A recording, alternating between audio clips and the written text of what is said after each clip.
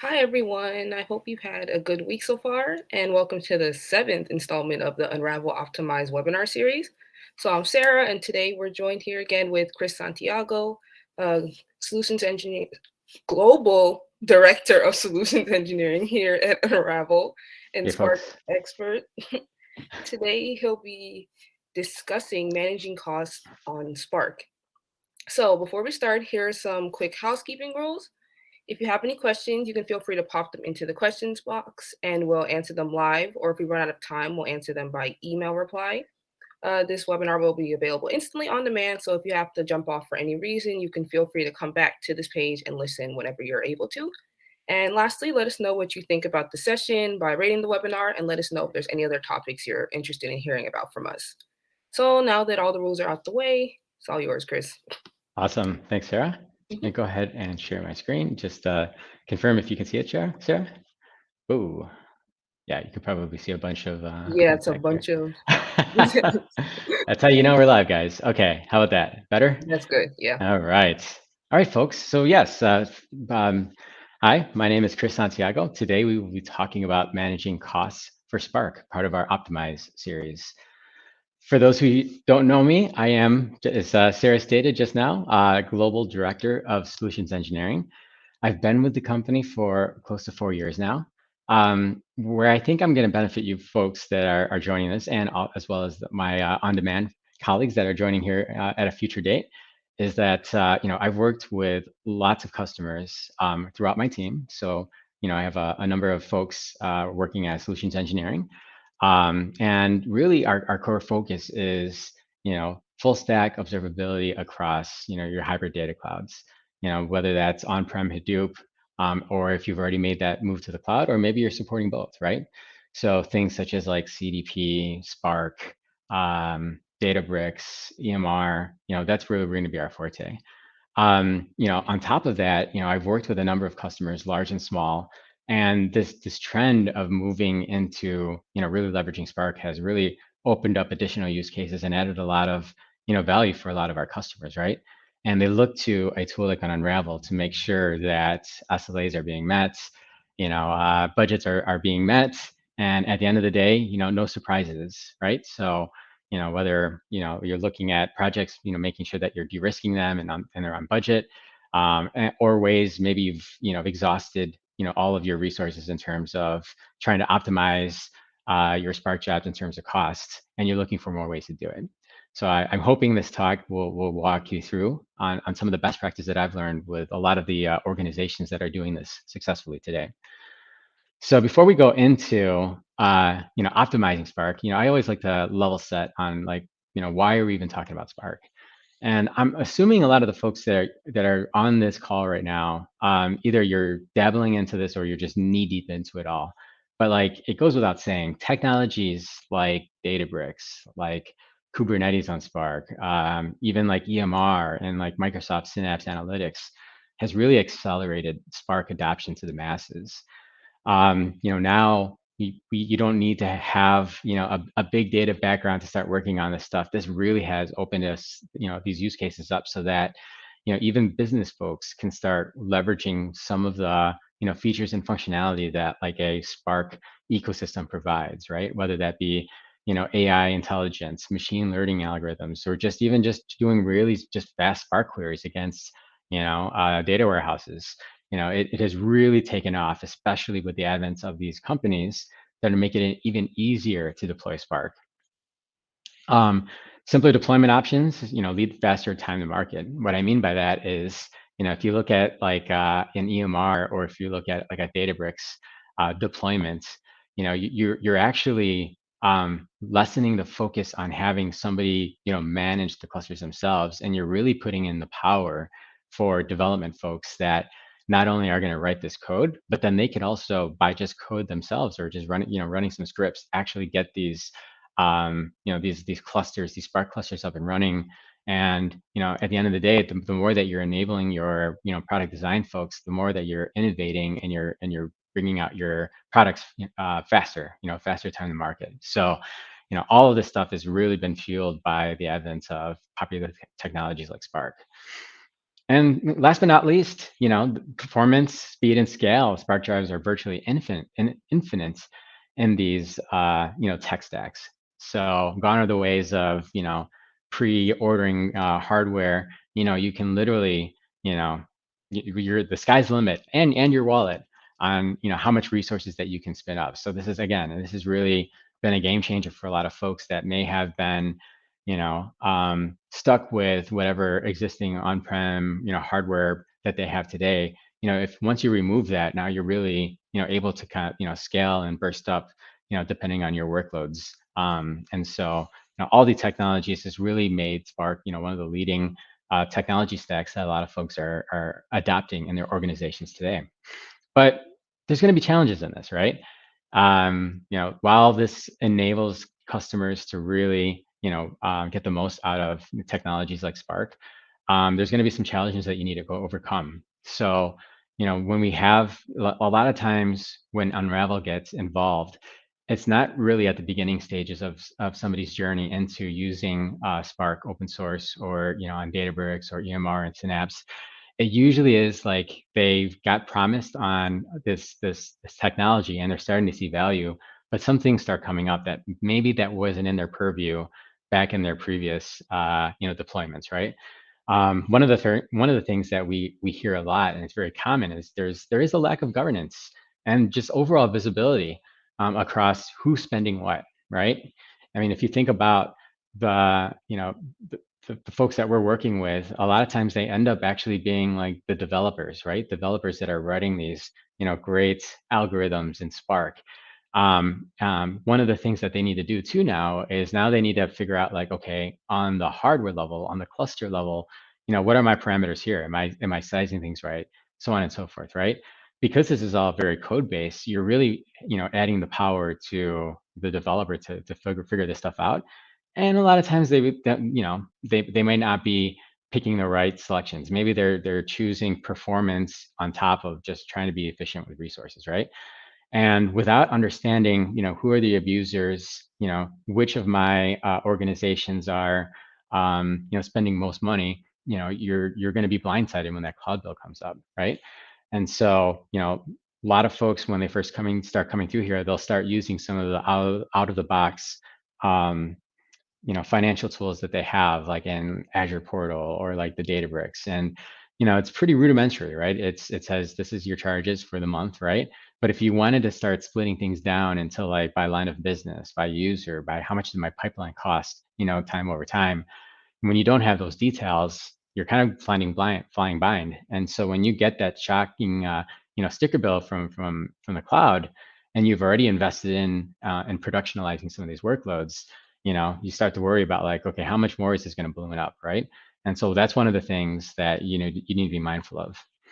Another thing to talk about is just expertise, just in general, right?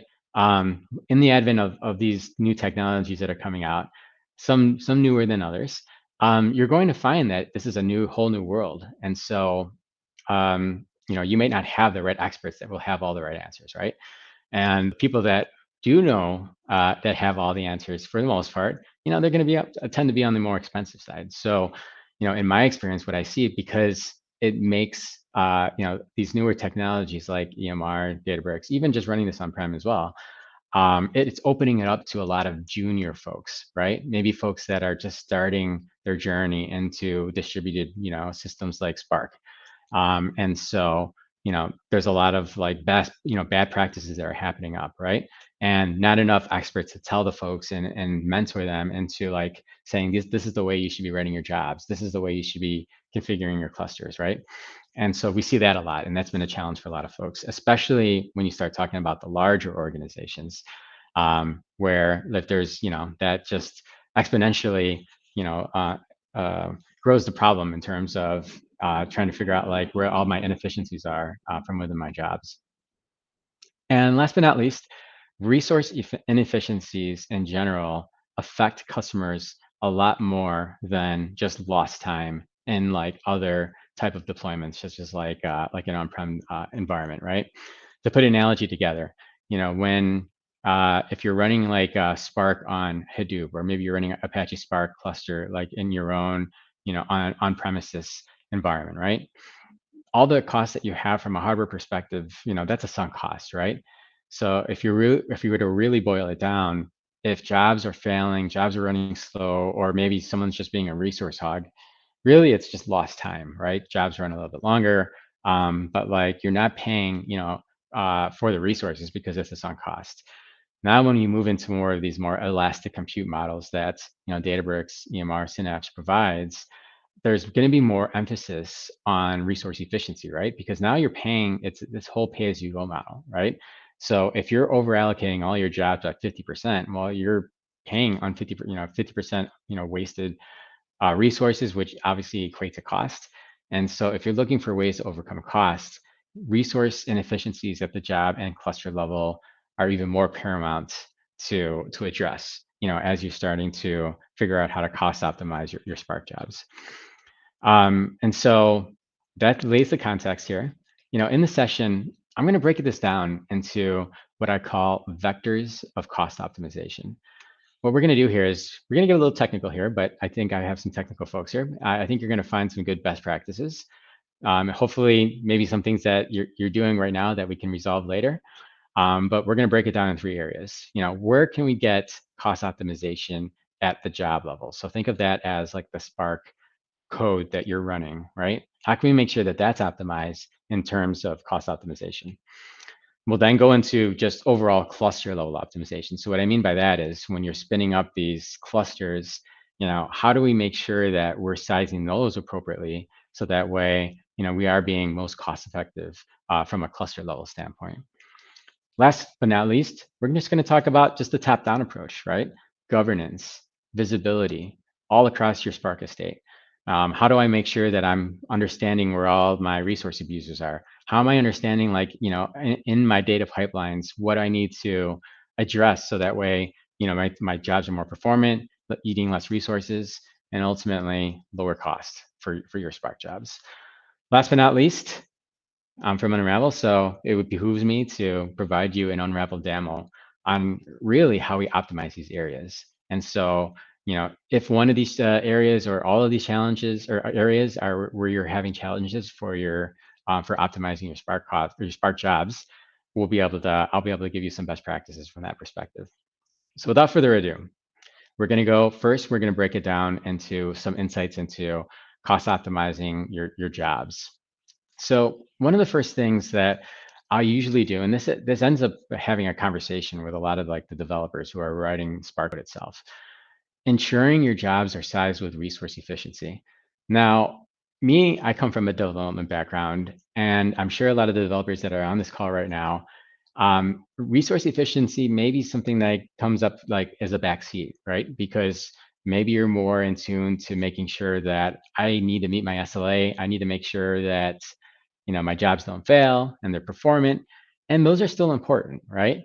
But a lot of times, what a lot of customers that I've seen do is they'll purposely overallocate what they really need for their job, just because they just, they don't want the things to run slow or fail, right?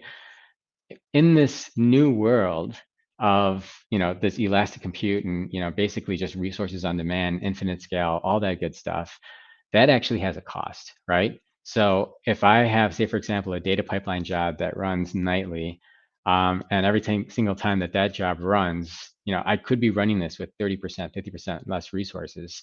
That adds up over time, times the number of data pipelines or jobs that you're running in the organization. That can start adding up to tens and hundreds of thousands, even sometimes millions of dollars, right? And so, the challenge that folks have today is that who knows about if their jobs are being resource efficient? It's going to be, most cases, it's going to be the developers, you know?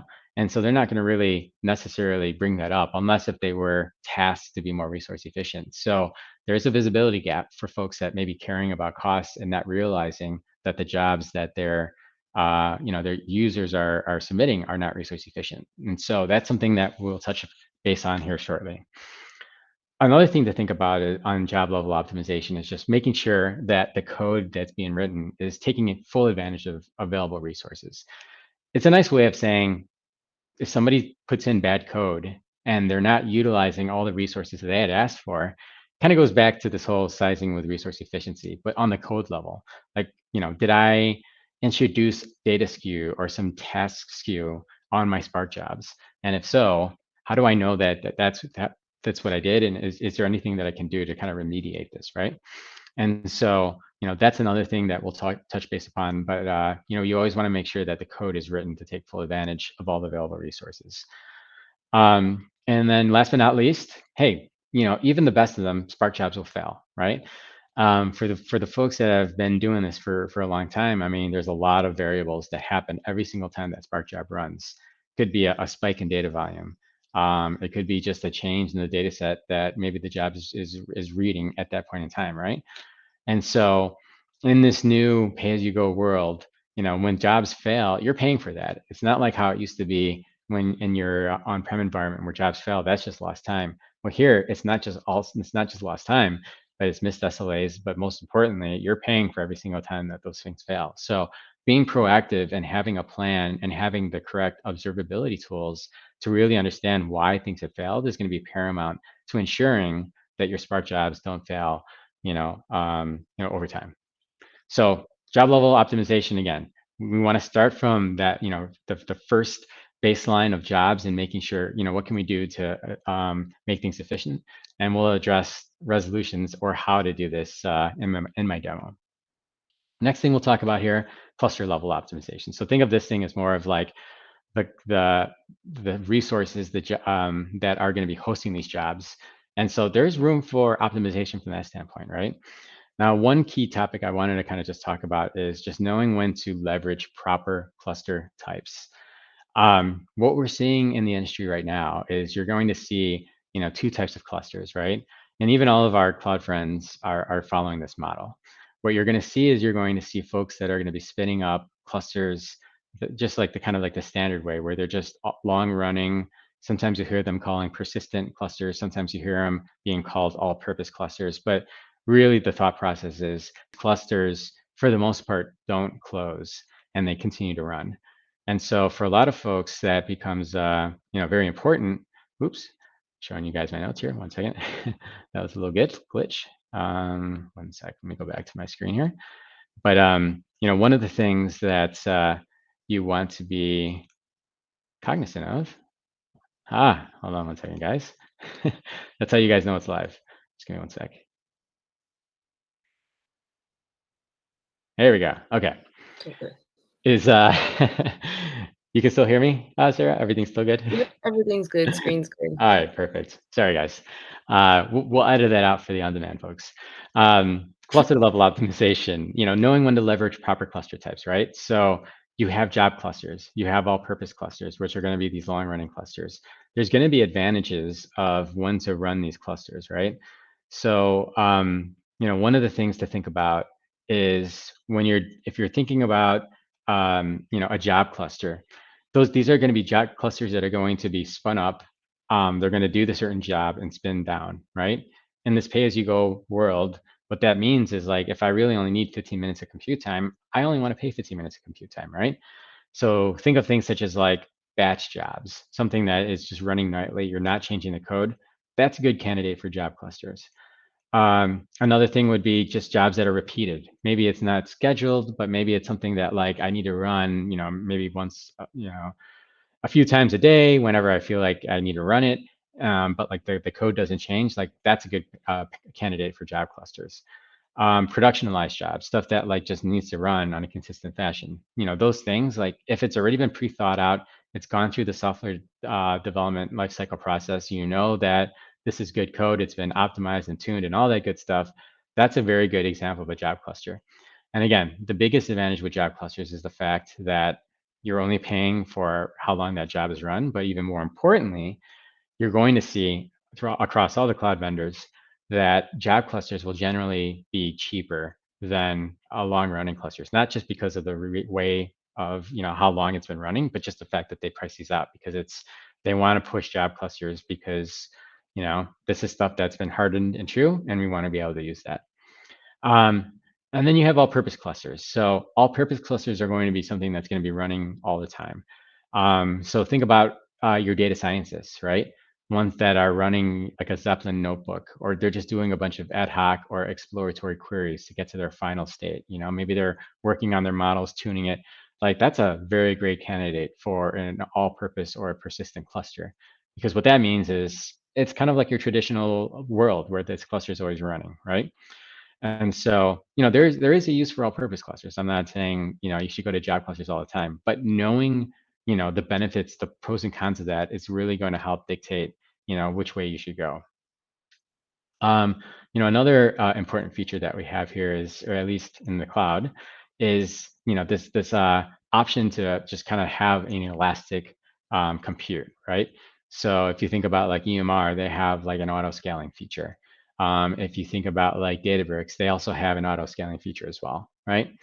Now, one of the things to keep in mind, and I think a lot of folks like they love this auto scaling feature because it's like, hey, I don't really, I can maybe set like a max to what I'm thinking about, and then I'll let the system do the rest. That's all great. That's a great, way of thinking things, especially if you know that the data that you're going to be collecting is going to be very, bursty in nature. But one of the things you also have to keep in mind is when you're starting to use some of these auto scaling features is it behooves you to understand what is my true min and what is my true max, right? Because you don't want to have like a very, very high max number and it's just going to just max out and you're just overpaying for resources from that standpoint. But more importantly, even on the other side, when you're thinking about like the minimum number of resources, right? To put things in perspective, if I submitted a job, say for example, in like Databricks, right? And in my job, in my configuration, I was saying I want to enable auto scaling, and I'm going to set my minimum number of instances to 1, and I'm going to set my maximum number of instances to 10. What's going to happen is you're going to go and you're going to submit this job, and it's just going to give you 1 out the gate because that's what you asked for, right? But once the data starts coming in, it's probably going to be like, oh man, I actually need to scale up to 5. Okay, it's a nice feature that you're doing that from an auto scaling perspective. But one of the things you need to keep in mind is that there's a time that you're waiting for those resources to scale up, right? So depending on how busy that the network is, the availability of instances, so on and so forth, sometimes you could be waiting a couple of minutes just for that. And you're paying for it, by the way. And so it behooves you to be like, hey, if 5 is my minimum, I should just do 5. So that way I get all my appropriate resources. It runs out a lot faster. I can avoid this whole like waiting time on resourcing. And so really the only way that you're going to be able to do that is if you have a tool that's going to really help give you those options and really understand what could be my min and max from an auto scaling elastic compute standpoint. Last but not least, um, I didn't want to I have this as a third bullet point because I see this a lot with a lot of customers. Hopefully I'm not going to, upset customers on my statement here, but knowing when to use these all-purpose persistent clusters is actually going to be a very important thing to think about. The reason for that is these all-purpose clusters in general tend to be more expensive than your job clusters. Not just because they're always running, but just the fact of that's just how they're priced, right?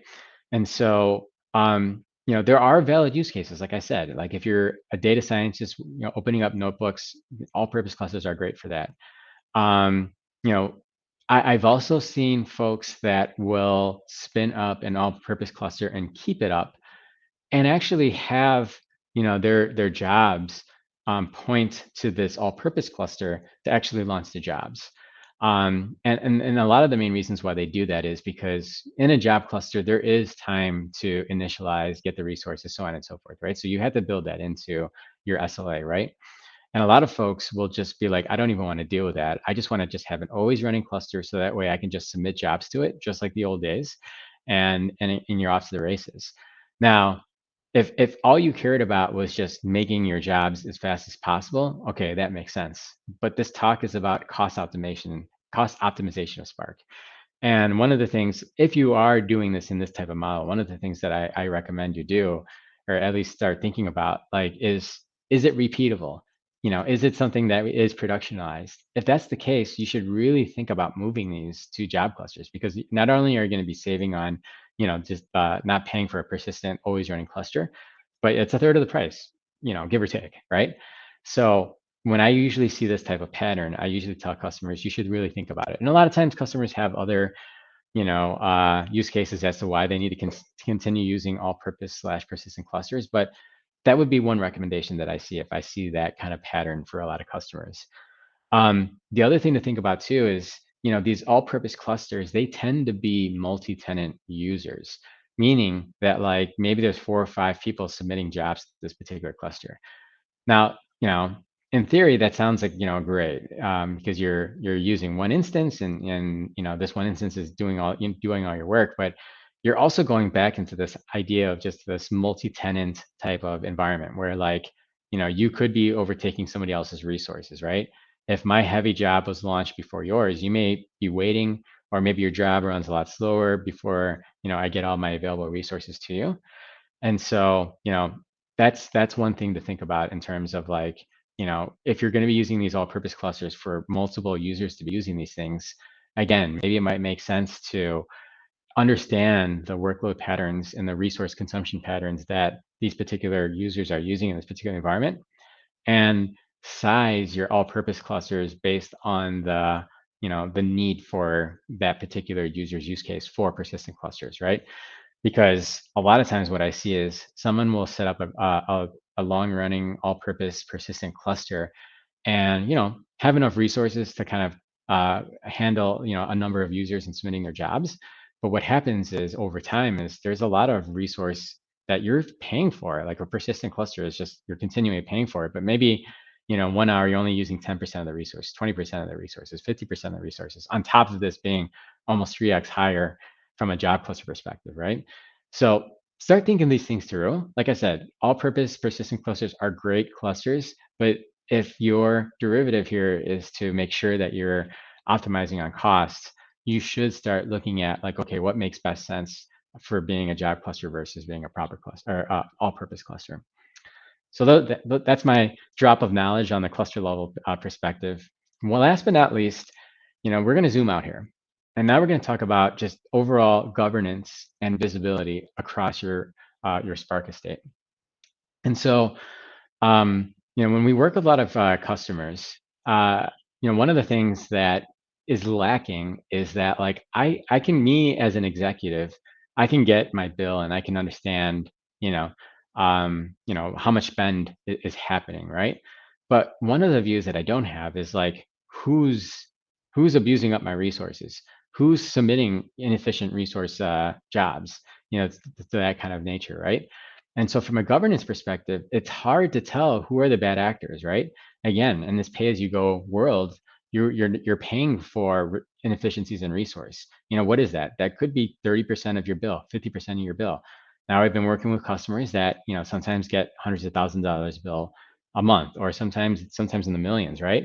So if you're talking about saving 20%, 30% of resources, which equate to roughly, 20, 30% of cost savings, wouldn't you want to know about that, right? And the challenge with a lot of folks that they have today is they don't have that visibility. They don't know, like even getting down to the job level, not only how much things are costing, but how can we actually make things even more resource efficient, which obviously will drive down costs. So that's something to think about, like, having a model of understanding, who's abusing resources. Understanding where your spend is going kind of goes hand in hand, but like I'm sure, especially for folks that start bringing in more workloads, start working with different departments, and start bringing in a lot of these workloads into like a Databricks or an EMR or a Synapse environment. Where's your spend going, right? When I get my Azure cost bill, it's going to just say, here's your services that you had spent for Synapse, right? But it's not going to break it down to line of business. It's not going to break it down to user number of jobs, so on and so forth, at least out of the box, right? And so if you're trying to track spend and making sure like, hey, how am I tracking on forecast for spend month over month, year over year? If you don't have that fine granular level of details, that's going to, you're going to be surprised when you get that cloud bill every month. Last but not least, ensure the right experts are overseeing your Spark jobs and data pipelines.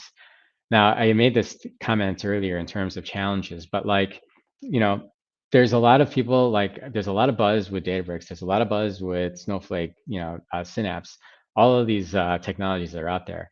But you always got to remember too that, if you're looking at more legacy and systems, you've had people that have been working with these systems for 5, 10, 15, 20 plus years.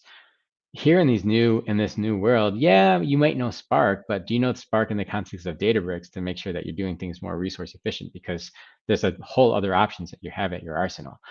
You're going to come to find out that the experts, at least today, are hard to find. They're going to be expensive. Your junior resources are the folks, this may be their first foray into Spark, Databricks, Spark, EMR, Spark Kubernetes, whatever it is, right? And so they're not doing best practices, right? And so being able to understand and like who are my top guys, who can be some mentors, who are folks that need to go through additional training. You got to think about the person aspect and making sure that they're writing quality code, and at the end of the day, making sure that you're being optimized from a cost perspective. So we've talked about a few things here right now. Now, what I want to do is, what I love to do is, let's go ahead and break this down into a demo where how a tool like an Unravel can help customers address challenges such as job level optimization, cluster level optimization, and overall governance and visibility across your hybrid Spark cloud estate. So with that, I'm going to go and come out of my presentation here. And I'm going to go, oh, lovely.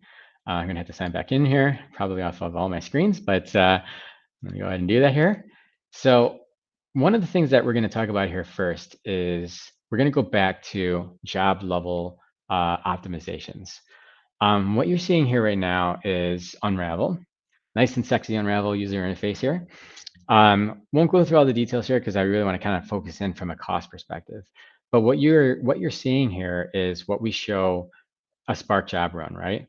From an observability standpoint, I can look and see resources. If there were any errors, in this case, this perfect code, there was no errors. I can look at things such as like the program of this particular Spark application. So from an observability standpoint, this ends up actually being very powerful for developers to really kind of understand, what's going on. But we're talking about cost optimization here. So I'm going to cut to the chase. And let's talk about some of the features that Unravel brings above and beyond tools like a traditional observability tool that will provide. What you're seeing here right now is an analysis tab. And really behind the scenes, what this is really doing is there's intelligence that's built into Unravel that's going to not only show you all these nice and pretty graphs, but it's actually going to give you some proactive intelligent insights into your particular application. Now, for this particular job, there's a couple of insights that we have seen here. One of them says it's grouped as SLA. So I'm going to take this as this is probably going to speed up my application, right? And so as you can see here, it's actually doing some back analysis, some forecasting, and it's actually going to recommend a couple of things. Hey, when you submit the Spark job, why don't you change these parameters from 7 gigs to 11 gigs? One core, you can actually bump that up to 4 cores. Um, you know, so on and so forth. Lessen the number of instances, right? Executor instances. So here's some insights to speed up the job. And again, the faster the job runs, if this is like a job cluster, for example, the faster that we can spin down those resources. Another thing that we can do on the job level too is, provide some things to make this application more efficient. And so in this particular case, what we're seeing here is Spark executor memory. Again, let me actually go back and say, if SLA, speeding up your performance is something that's top of mind, you can go ahead and use these configurations.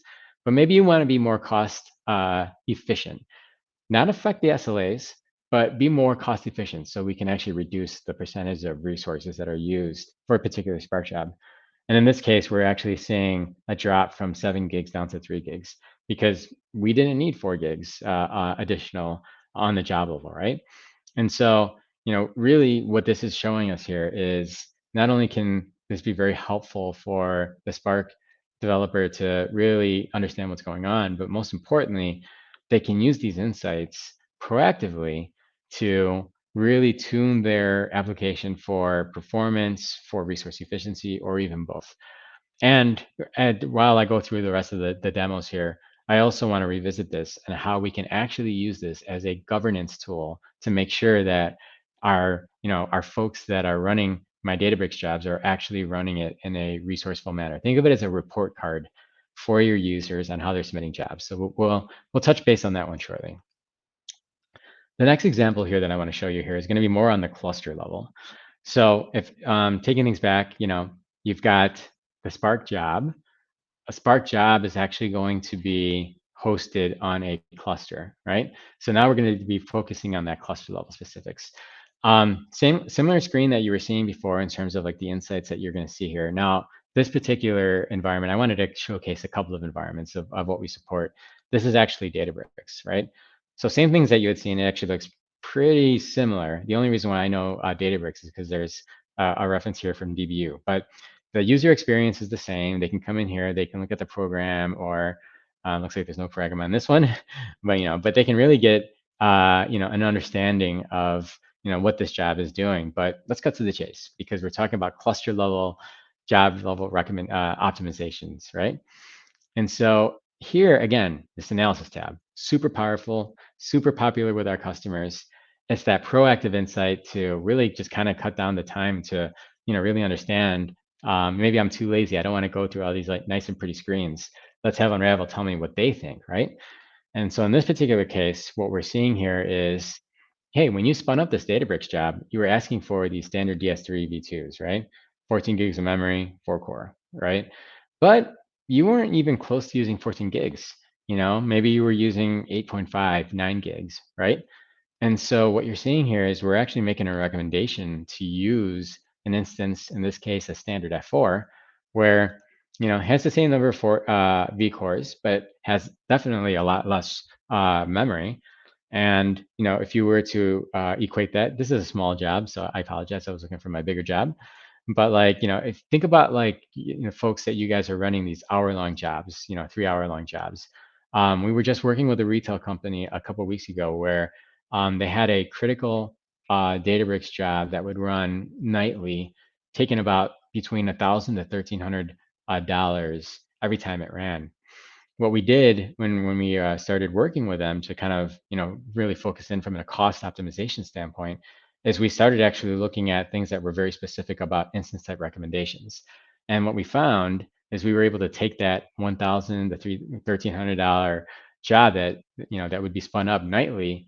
We ran just this. We just changed these parameters, and we were able to get that job down to $300. Now you do the math, right? Let's just say $1,300 a day. You got it down to $300 a day. That's $1,000. 1,000 times 365, $365,000 of savings on just one tuning, right? Very, very powerful stuff here, guys. And the best part about it, you're not doing any manual analysis. You're actually having this tool do it for you. And again, when we get to the governance side of the house, I can show you how we can actually aggregate this up and really start seeing savings across the estate. So again, from a cluster level perspective, that's going to be very, very powerful. Now, I didn't want to forget our friends over in EMR. We do a lot of work and we have customers using EMR as well. And so I don't want to forget about you guys. We have something a little bit different on the EMR side, and I'd like to showcase this to you right now. And so because my screen timed out, so don't forgive me for picking these screens while we're talking here, but what you're seeing here right now is a chargeback style report based on EMR resources, right? So these clusters that are hosting these Spark jobs, right? One of the things that we can start seeing here is over a period of time, in this case, the name of the clusters, who's taking up most of the resources here. So we can start seeing that over here. Down here below is those cluster groupings. I forgot to mention this is actually based on AWS tags. So if you're using tags, which you should be, we're going to group by tag, and we're going to start providing some. In this particular case, just overall, just costs based on grouping, and in this case, it's cluster name. Down here below is just a tabular table of exactly what you're seeing above. And so you can start breaking things down in terms of this particular data science grouping had one cluster. Here are all my costs. Ended up actually being 25% of my overall spend in this particular case. And so, we start getting some of those insights. But we're talking about optimization. So one of the nice features that we can do. So far what I've shown you is we've got job level insights, based on the Spark job. We talked about cluster level insights in the context of Databricks, right? Where a job and a cluster is kind of intertwined with how you submit jobs from within Databricks environment. But in EMR, it's still more of like that, elastic, compute Hadoop style type of architecture. And so I want to go ahead and actually click this Insights button here. So data science, I know my data science folks were spinning up a lot of clusters. And what you're going to see here is on this cluster tag, in this particular case, it's actually representing one cluster here, right?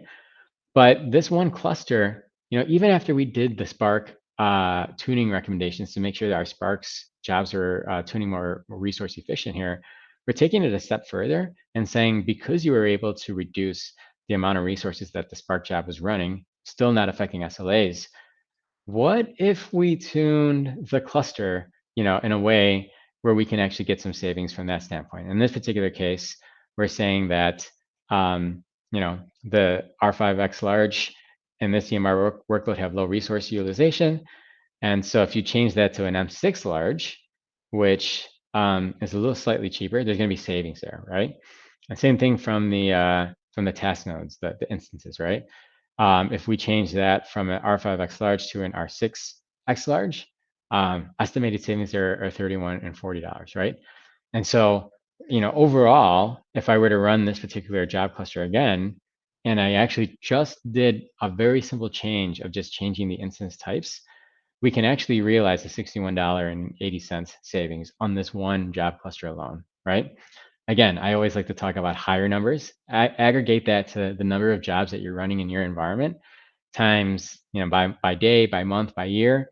Now we're talking about hundreds of thousands of dollars of savings, sometimes millions of dollars of savings, depending on, the velocity of jobs that you're spinning from within your cluster itself. So again, cluster level recommendations. Yes, you can definitely follow my best practices, do this manually, but why do it manually when we're doing this self for you in a tool-driven fashion with a tool like Unravel? So that's my cluster insights. Now let's talk about governance.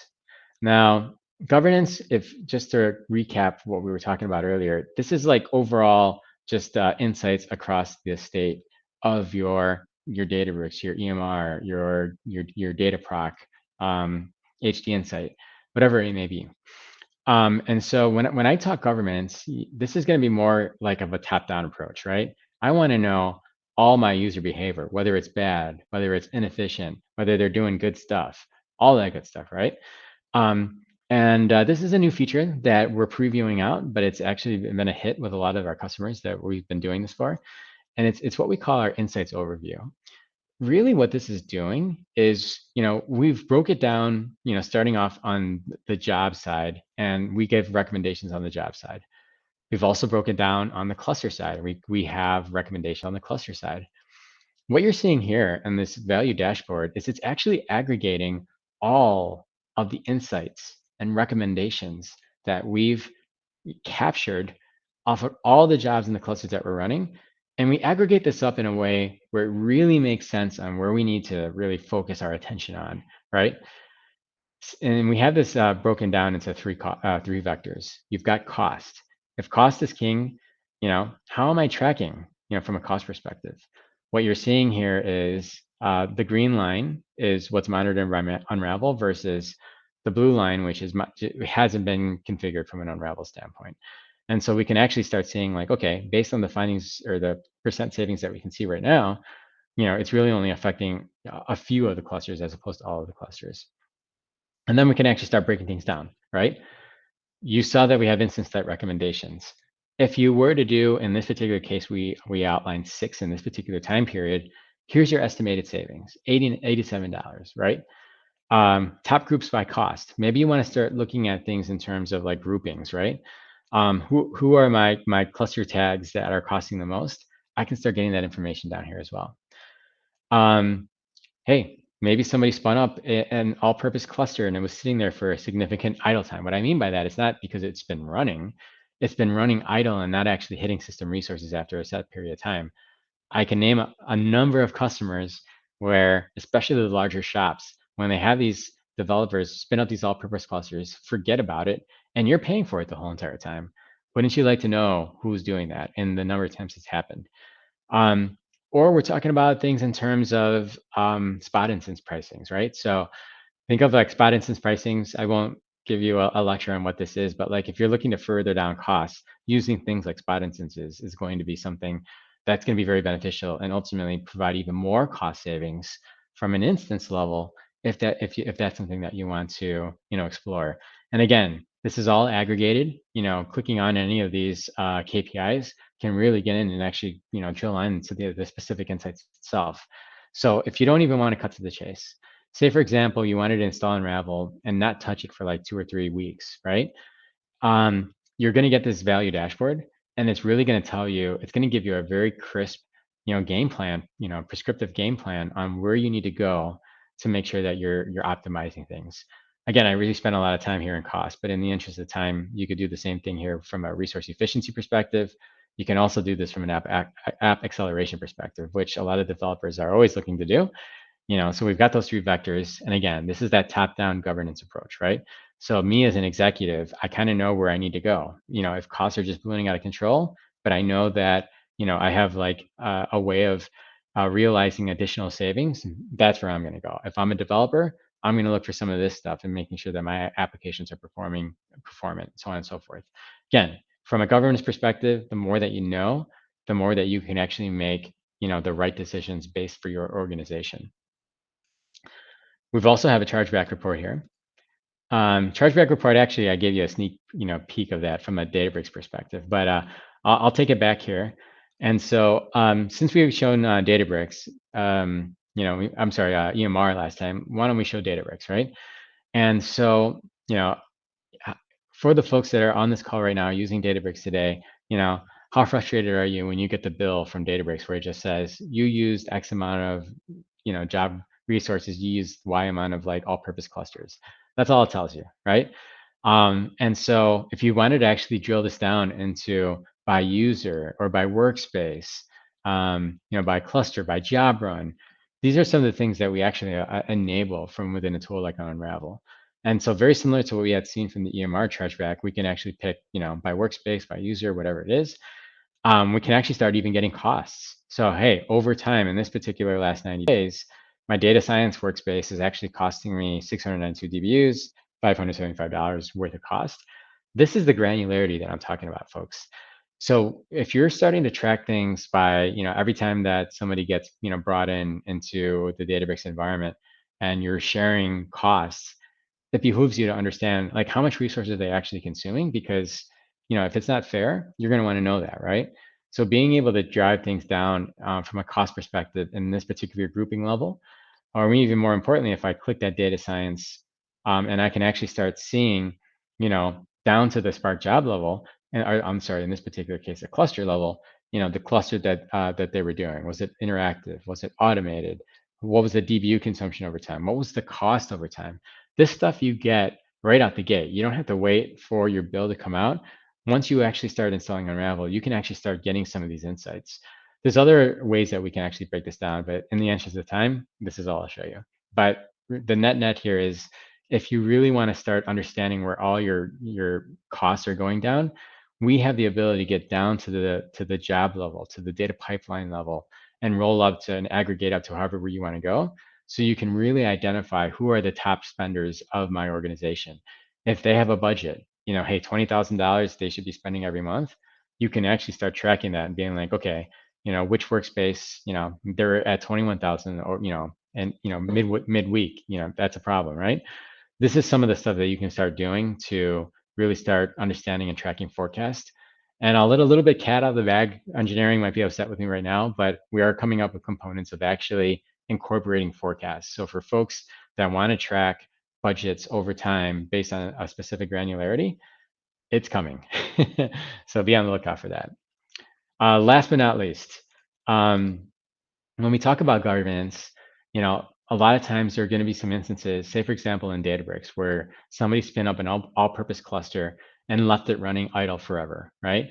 Some of our larger organizations and customers that we're continuing to talk to, that adds up, right? If you have like 1,000 Databricks users and 100 of them are just continuously running these all-purpose clusters and just letting them run in idle and not actually being used, one, there's no visibility on that because it's always the ownership of the developer itself. But two, that's a lot of money, you know? And so one of the things I wanted to show here is, we have the ability to create these things called AutoActions. And so what AutoActions implies, kind of what it kind of sounds like, is let's actually do something on behalf of something. And so I'll take that example of like an all-purpose Databricks cluster always running. Maybe what I want to do is if this cluster has been running for maybe 1 day, let's do something about it, right? Or maybe we want to cost things, or we want to do this from a cost perspective. Let's just say I don't ever expect my interactive clusters to run for that long, but if one of my interactive clusters starts hitting $10,000 and you were only budgeting $100 for this particular interactive cluster, wouldn't you like to know, right? What Unravel does here is we end up actually being this proactive monitoring interface, this service to actually look at the jobs itself. And then from there, we can actually start doing things, right? Today, we can send out an alert email. Hey, you've hit that 1,000 threshold as soon as it happens. That's important. We can go in and log into other systems like maybe like a ServiceNow PagerDuty via HTTP post. We've even seen folks use this for Microsoft Teams. It's a very extensible API that we can use from that perspective. Or if you're using Slack, we can use Slack as well. But really the point here is like, once you start seeing problematic jobs, whether they're running a long time, whether they're costing you a lot of money, let's get an alert in real time as soon as it happens, and then we can take action on it. Moving forward, we are looking to actually killing the job itself. But in today's supported version of Unravel, it's going to be something that's going to be more of an alert more than anything. So I've done a lot of talking here. I've done a lot of demoing here. I want to go back to the slides here. And so right now, what we've done today is we've talked about what I call the vectors of cost optimization. The three levels that we looked at is make sure you're optimizing your jobs, with a couple of examples and how, and then we've got how can we level that up and start optimizing things from the cluster level. Last but not least, governance, visibility, leveling up your junior resources with some of the recommendations that you see.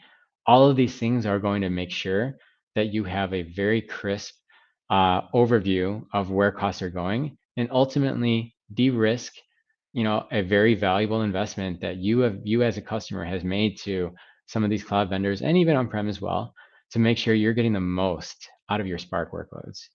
And so last but not least, we showed how a tool, an automated tool with very smart intelligence, can give you some of those insights right out the gate. So we can, at the end of the day, operationalize this and make some governance policies, making sure that you are getting the most out of the resources that you provide.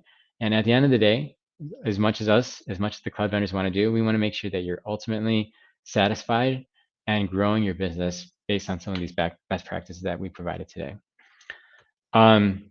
If you're interested, you can actually try us for free right now, like literally right now. The URL that you would go ahead and provide here is very simple: unraveldata.com/SaaS/free/trial. And in this trial, you have some examples that you can actually play around with. But more importantly, if you're ready to take the next step, you can actually connect this to like a Databricks, an EMR, a Dataproc environment, and really get your feet wet on what to expect from here, right? There's going to be no pressure. I'm not going to be calling you any of that kind of stuff. But like this is you doing this at your own pace to make sure that you feel comfortable that there's value here. And if you decide to move forward and you think that this is going to give you some maximum return on investment and really, containing your costs in a Spark perspective in this particular discussion, we are always happy to do this for you. With that, thank you guys very much. I enjoy doing this. I hope that you guys have hopefully you found some good tidbits of information from that perspective. But always happy to talk with other folks, and again, use me as somebody who's been in the industry for some time, worked with a lot of customers, large and small, to really help things such as like cost optimization from that perspective. So with that, Sarah, I will hand it back to you. Let me just finish the sharing here. There you go. I got it. Thank you, Chris. That was great as usual. Thank So you. we have, you're welcome, some questions.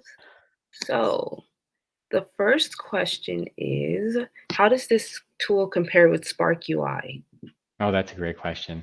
I didn't focus on it too much when we were going through this, but what you'll notice is there was a lot of components that Spark UI, mimics from within Unravel. And in fact, the reason for that is because Spark UI is one of many inputs that we actually, consume and actually, apply into our recommendations. So for folks that, Spark UI is a great tool, guys, and I'm sure, especially the folks that are using it right now, understand the power of it.